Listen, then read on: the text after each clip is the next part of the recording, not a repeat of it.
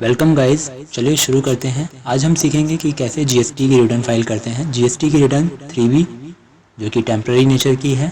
चलिए आइए, हमें गूगल पे जाना है, जीएसटी टाइप करना है। जीएसटी का यूआरएल यहाँ पर है, हम इसे डायरेक्ट यूआरएल में डाल देंगे तो भी पोर्टल खुल जाएगा। फिलहाल हम जीएसटी पे क्लिक करेंगे पोर्टल खोलने के लिए। यहाँ पर हमें जाना है और लॉगिन पे क्लिक करना होगा। यूज़र आईडी एंड पासवर्ड डालना होगा। मैंने पहले से ही लॉगिन कर रखा है इसलिए नाम लिखा हुआ आ रहा है। तो पोर्टल पे जाते हैं, इस तरीके का इंटरफेस आपको देखने को मिलेगा। फिर हम जाएंगे रिटर्न डैशबोर्ड में रिटर्न को फाइल करने के लिए एंड देन हम अपना पीरियड चूज़ करेंगे कि हमें किस पीरियड की रिटर्न फाइल करनी है। फिलहाल मैं इसी पीरियड की फाइनेंशियल ईयर 19-20 की फाइल करना चाहता हूँ, मार्च की रिटर्न। नेक्स्ट स्टेप पे जाते हैं। हमें देखना है, देखिए हमें फ़ाइल जो करनी है वो मंथली रिटर्न GSTR 3B करनी है। उसके लिए हम प्रिपेयर ऑनलाइन करेंगे। इनकी R1 भी फाइल नहीं हुई है, आप साइड में देख सकते हैं। 3B फाइल करते हैं प्रिपेयर ऑनलाइन। अब यहाँ पर कुछ एक टेबल नज़र आएगी जो कि इस तरीके की है। यहाँ पे पहले कुछ इंस्ट्रक्शंस हैं, यूज़र मैनुअल कह सकते हैं इसे, इंस्ट्रक्शन उसे पढ़ लेना। बाकी अब हम आते हैं, इस टेबल को फिल करना है हमें, जो कि हमें बताना है कि किस किस टेबल को हम लेना चाहते हैं, कि हमने किस तरीके की सप्लाई हमने या इनवर्ड सप्लाई आउटवर्ड सप्लाई कर रखी है। फिलहाल पहला ऑप्शन इसमें यह है, do you need to file nil return, क्या हमें नील रिटर्न फाइल करनी है। तो नील रिटर्न का मतलब है ना तो हमने कोई सेल करी है और ना ही हमने कोई परचेज करी है। अगर ऐसा है तो हम बोलेंगे यस, हमने कोई परचेज नहीं करी ना ही कोई सेल करी है। तो देखेंगे नीचे के सारे ऑप्शन ऑटोमेटिकली ब्लर हो चुके हैं। हम नेक्स्ट पे जाएंगे। नेक्स्ट पे जाने के बाद अब हमें यहाँ पर कुछ नहीं करना, सिंपली चेकबॉक्स को चेक करना है और फिर उसके बाद हम ऑथराइज सिग्नेटरी चूज़ करेंगे जो कि हमने रजिस्ट्रेशन के वक्त पर बनाया होगा, authorise signatory. And then last step is to file GSTR 3B with EVC। एक OTP या तो मेल ID पे या फिर मोबाइल नंबर पे जो भी इस GST रजिस्ट्रेशन के वक्त पे रजिस्टर कराया गया होगा उस पर भेज दिया जाएगा। OTP डाल देंगे तो आपकी नील रिटर्न फाइल हो जाएगी। फिलहाल हमें नील रिटर्न फाइल नहीं करनी। आगे हम बढ़ते हैं। हमें जो फाइल करनी है कुछ ना कुछ उसमें फिगर्स डालेंगे क्योंकि हमारी सेल भी हुई है और परचेज भी हुई है। तो हमने सेम पीरियड का रिटर्न सेलेक्ट किया और हम प्रोसीड करते हैं आगे। फिर से हम प्रिपेयर रिटर्न पे जाएंगे, प्रिपेयर ऑनलाइन। बाकी सारे ऑप्शंस टेबल के चेक करते हैं क्या लिखा गया है। देखिए बाकी ऑप्शंस में लिखा गया है, हम फिलहाल इसे नो कर देते हैं। सारे ऑप्शंस खुल गए हैं। Have you made any supply, कोई हमने सेल करी है। सेल किसी भी नेचर की हो सकती है, उस पर टैक्स लगा हो या ना लगा हो, नील रेटेड हो, बस हमने सेल करी है या फिर रिवर्स चार्ज के अंदर हो तो भी हमें यहाँ पे यस करना होगा। तो ये टेबल मिल जाएगा। Have you made any inter state supplies to unregistered person या कॉम्पोजिशन टैक्सेबल पर्सन। ठीक है, अगर हमने कोई सेल करी है इंटर स्टेट वो भी अनरजिस्टर्ड को या कॉम्पोजिशन को तो हमें ये टेबल लेनी होगी। फिलहाल हम सीखने के पर्पज से इसे भी ले लेते हैं। डू यू नेक्स्ट वाले पे चलते हैं। Do you have any claim reversal of input tax credit. अगर कोई हमारे पास ITC का है क्लेम, यानी कि हमने कुछ सामान परचेज किया है तो परचेज की इन्फॉर्मेशन भी देनी होगी यहाँ पे, तो उसको भी हम ले लेते हैं yes. And then have you received any nil rate exempt non GST supplies during the tax period. कोई हमने नील रेटेड सप्लाई रिसीव करी है तो उसे भी लेना होगा। हम फिलहाल समझने के पर्पज से ले लेते हैं इसे भी। Do you have any interest late fee penalty, अगर है तो लो, अगर नहीं है तो ना लो। इसका लेने का तरीका यह है, अगर हमने प्रीवियस रिटर्न जो है प्रीवियस मंथ की 3B अगर लेट फाइल करी थी तो लेट फ़ी आ जाएगी, ऑटोमेटिकली आती है। फिलहाल अभी हम नो कर देते हैं इसको क्योंकि हमारी कोई लेट फ़ी नहीं है। नेक्स्ट पे करेंगे। देखिए हमें सारी की सारी टेबल जिस पे हमने यस किया था वो सारी मिल जाएंगी। 4 टेबल्स हैं यहाँ पर, 5 ही ब्लर है क्योंकि ये TDS और TCS के लिए अभी एलिजिबल नहीं है। हमें यहाँ पर क्या करना होगा, tax on outward and reverse charge inward supplies select करना होगा। मतलब जो भी हमारे सेल्स थी उन सेल्स पे जो भी हमने टैक्सेस पे किए हैं वो डालने होंगे। यहाँ पर आएगा taxable value. Outward taxable supplies का मतलब जो भी हमने बाहर की तरफ बेचे हैं। आउटवर्ड मतलब बाहर की तरफ होता है, हमने जो सेल करी है किस नेचर की हो, other than zero rated, nil rated and exempted. क्योंकि जीरो रेटेड का नीचे है, नील रेटेड एग्जेम्प्टेड का नीचे है। इन्होंने बोला वही बता दो यहाँ पर जिस पर टैक्स लगा है। टैक्स लगा है यानी कि टैक्सेबल वैल्यू भी होगी, तो यहाँ पे हमें पहले टैक्सेबल वैल्यू डालनी है, फिर ट्रांजैक्शन पे किस नेचर का टैक्स लगा है, IGST का या CGST का या SGST का। ये दोनों एक साथ लगते हैं, IGST अलग लगता है। अगर इसके बारे में और इन्फॉर्मेशन चाहिए कि IGST, CGST, SGST होता क्या है, तो मैंने एक वीडियो पहले से ही बना रखी है, आप उसे देख सकते हैं, लिंक मैं डिस्क्रिप्शन में दे दूंगा।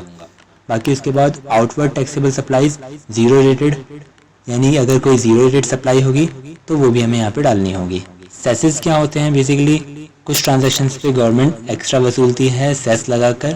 फिलहाल अभी बहुत रेयर ट्रांजैक्शंस पे सेस लगा हुआ है, मानो अभी नहीं लगा रखा, कॉमनली नहीं मिलता देखने को। Other outward supplies nil rated या एग्जेम्प्ट, कोई हमने सेल कर रखी है जिसपे नील रेट था या एग्जेम्प्ट था तो वो यहाँ पर आएगा, ठीक है।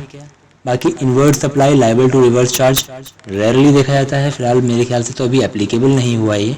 इनवर्ड सप्लाईज मतलब हमने खरीदा है कोई सामान, यहाँ सारे सेल्स थी, इन तीनों में ABC में सेल्स थी, D में परचेज है, हमने कोई सामान खरीदा है और सामान खरीदने पे हमने ही टैक्स दिया है अंडर रिवर्स चार्ज, तो उसे यहाँ पे फिल करते हैं। रिवर्स चार्ज एक हायर लेवल का कॉन्सेप्ट है, इसे अभी फिलहाल नहीं समझेंगे। नॉन GST आउटवर्ड सप्लाईज, कुछ ऐसी सप्लाईज होंगी GST जिस पे लगता ही नहीं हो तो वो यहाँ पर आएंगी, जैसे कि अल्कोहलिक लिकर एटसेट्रा एटसेट्रा। हमें फिगर्स डालकर कंफर्म कर देना होगा, फिलहाल मैंने कोई फिगर नहीं डाली तो मैं कैंसिल कर दूंगा। और फिर बाकी टेबल्स पे आना होगा।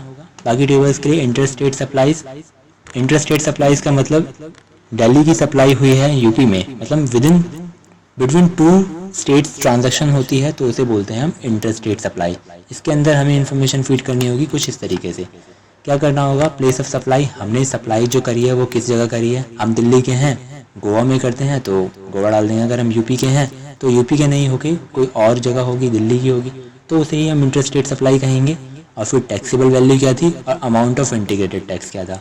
अमाउंट ऑफ इंटीग्रेटेड टैक्स इसलिए लिख रहे हैं क्योंकि यहाँ पे IGST लगेगा, ये ट्रांजैक्शन जो है वो बिटवीन टू स्टेट्स हो रहा है, ठीक है। आगे थर्ड टेबल की तरफ चलते हैं जो कि बहुत इंपॉर्टेंट है एक तरीके से देखा जाए तो। हमें इसमें ज़्यादा फिगर्स नहीं डालनी, बस हमें ये डालना है कि परचेज करते वक्त हमने कितना GST पे किया था। देखिए, import of goods, import of goods करा होगा तो उस पर जो भी टैक्सेस दिए होंगे GST के तौर पे वो लिखने होंगे।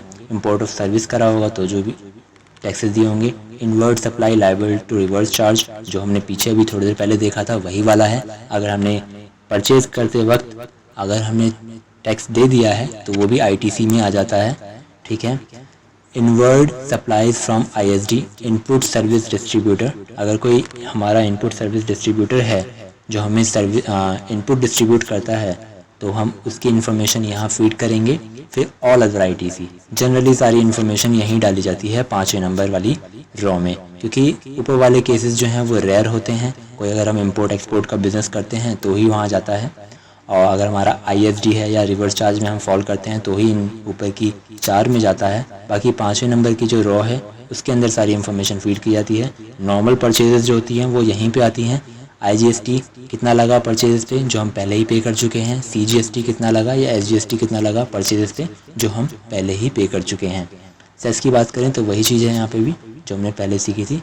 ITC रिवर्स होना हो, रिवर्स का मतलब कुछ हमने पहले या तो क्लेम ज़्यादा ले लिया हो तो उसको रिवर्स कर दो, या हमने गलती से कोई ITC क्लेम कर लिया हो तो हम उसको यहाँ पे रिवर्स कर सकते हैं।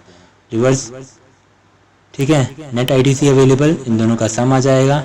इनएलिजिबल ITC हमें 17.5 कुछ एक सेक्शन है 17.5, इसके अंदर कुछ ट्रांजैक्शंस हैं जिन पे IGST एलिजिबल नहीं होता, तो उसमें अगर फॉल करता है तो हम उसे यहाँ पे लिखेंगे। और अदर्स, कोई अदर्स इनएलिजिबल आपको लगता है मतलब ये नहीं है हमारे बिजनेस से रिलेटेड, अगर बिजनेस से रिलेटेड ट्रांजैक्शन होती है तभी IGST मिलता है। अगर उसके अलावा हम ट्रांजैक्शन करी तो उसके अलावा पे IGST नहीं मिलता, ITC नहीं मिलता, सॉरी। आगे प्रोसीड करते हैं। तो ये हमारी तीसरी टेबल थी जिसके अंदर हमने ITC के बारे में जाना। आगे प्रोसीड करते हैं। नेक्स्ट जो है exempt nil and non GST inward supply. Inward supply का मतलब फिर एक बार समझ लेते हैं। जो परचेजेस करी हैं हमने, अगर वो परचेज एग्जेम्प्ट नेचर की है, निल रेटेड की है, या फिर इस पर GST लगता ही नहीं है, तो उनकी इन्फॉर्मेशन हमें यहाँ देनी है।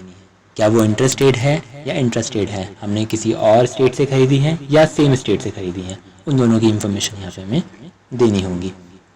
इसके अंदर कॉम्पोजिशन स्कीम भी आती है, क्योंकि कॉम्पोजिशन स्कीम पे हम जीएसटी हर ट्रांजैक्शन पे नहीं लगाते, ओवरऑल टर्नओवर पे देख के एक परसेंटेज लगा के जीएसटी पे करना होता है।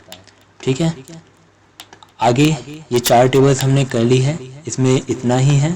3B में मैक्सिमम टू मैक्सिमम इतना ही होगा। फिर हमें क्या करना होगा, 1 2 3 4 चारों टेबल्स को फिल करने के बाद हमारा अगला स्टेप होगा सेव GSTR 3B।